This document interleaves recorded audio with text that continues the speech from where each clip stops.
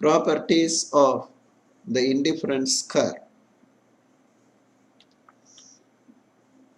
Indifference curve slopes downwards from left to right. Indifference curve is convex towards the origin. No two indifference curves cut or touch each other. Well, these are the three important properties of the indifference curve. Let us now examine the first property.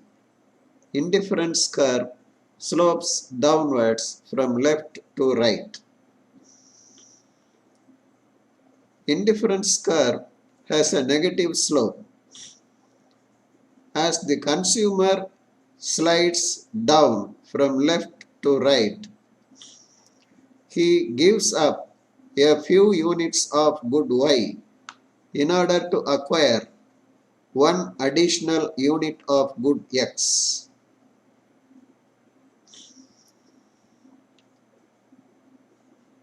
When the consumer moves down from point A to B, he parts with 4 units of good Y.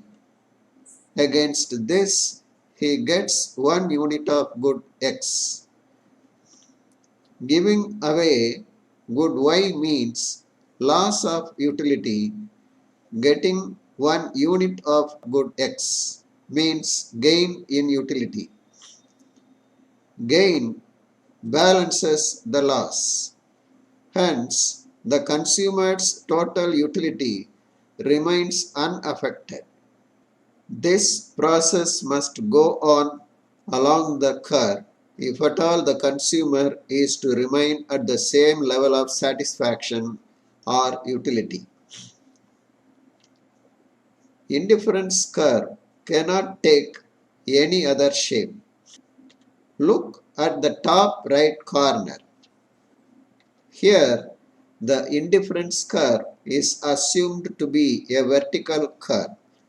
It means when the stock of good Y increases from 8 units to 12 units, the stock of good X remains unchanged at 6 units.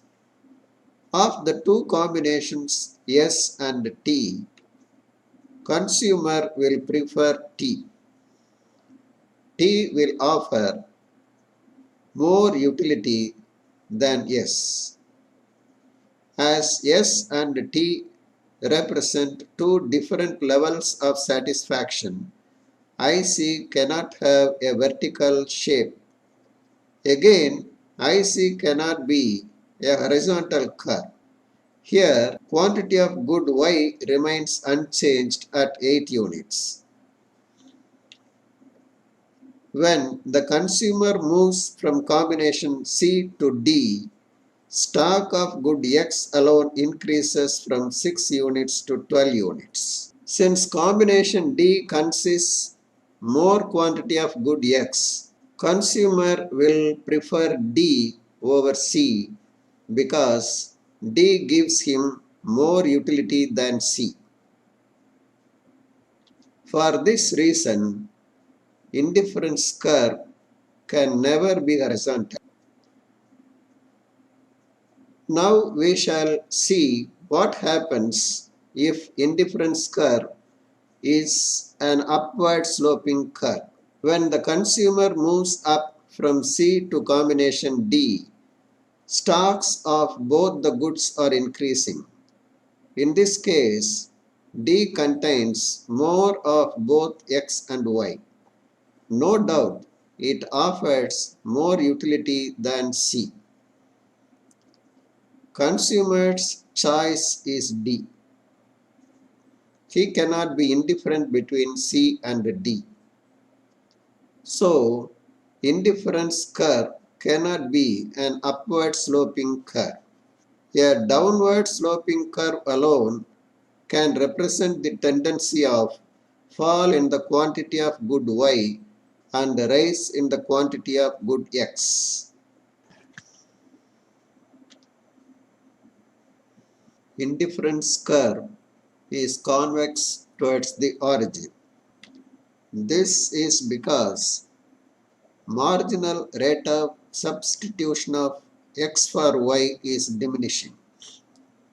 The first property says the fall in the stock of good y and rise in the stock of good x make the indifference curve to slope downwards.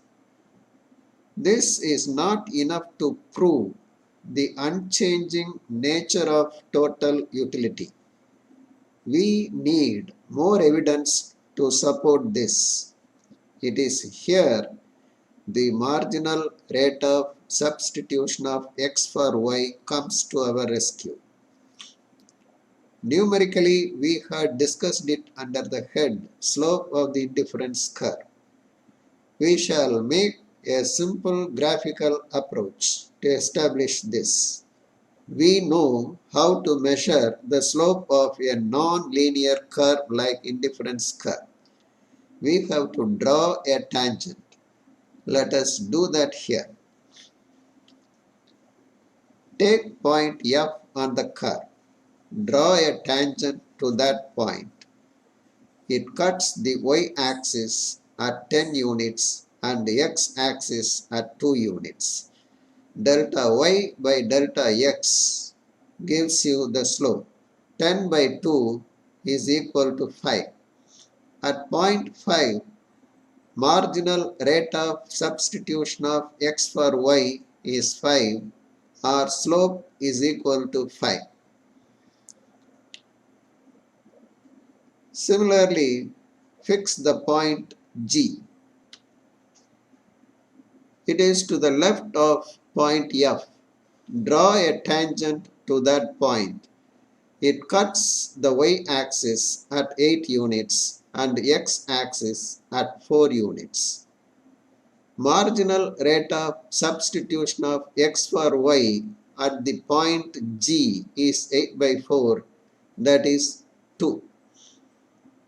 So, marginal rate of substitution of x for y is diminishing from 5 to 2 when the consumer descends from F to G. As the stock of good y falls with every exchange, the consumer's concern for good y goes up. That is why marginal rate of substitution of x for y is diminishing and the curve is convex towards the origin.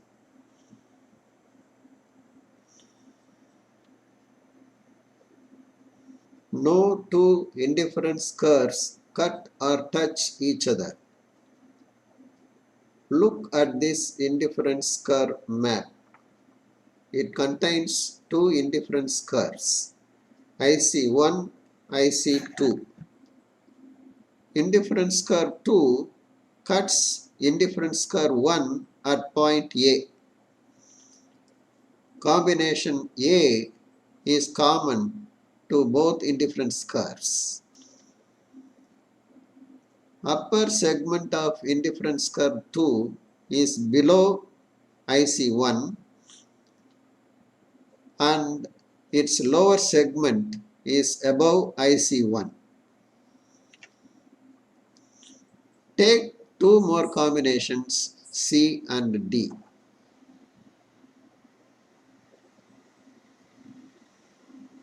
C and B contains the same quantity of good X, 9 units. But quantity of good Y is large in C than in B. Hence, C must offer a higher level of satisfaction than B.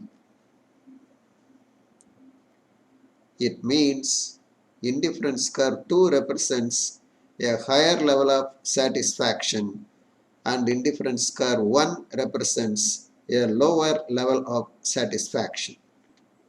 But A is common to both IC1 and IC2. Then it is absurd to say A will give two different levels of satisfaction simultaneously. It's impossible. Even if we accept in principle that the two can cut, then we have to accept IC2 offering three different levels of utility. Its upper segment gives less utility than IC1. Exactly at point A, its utility equals the utility of IC1. Its lower segment's utility is higher than that of IC1. This idea cuts the very root of the indifference curve analysis. So for the above said reasons, indifference curves will never cut or touch each other. Thanks for watching.